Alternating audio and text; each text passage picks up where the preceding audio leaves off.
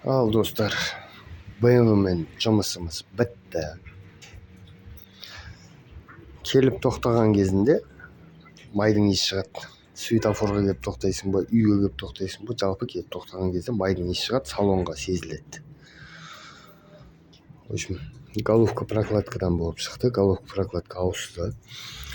Мынандай жалға қысқан жері.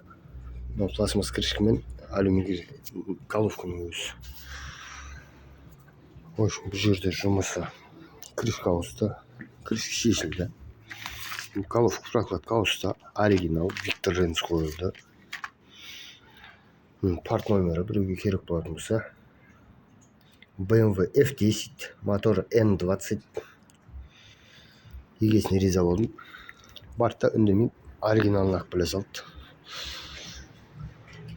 Енді бір-ақ рет кіргісі келгенде.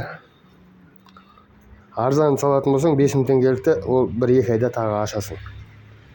Қымбатымен жүреді. Оригиналмен. Жалпы үшін мына жердің бәрі шешілді, қайтадан жиналды. Головка прокладка ауысты. Үйден кейін вакуумный насос ашылып жабылды. Ол да ашылып жабылды. Жөні өз жерде. Вакуум насос ашылмай, бұны шеше алмайсың.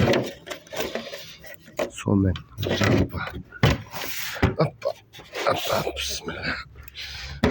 Все. От алдырдық, тексердік. Иіс лишний жоқ. Бәрі идеал. Түтінде жоқ, буда жоқ. Официальный BMW бітті. Болды. Енді егесін шақырамыз, беріп жібереміз.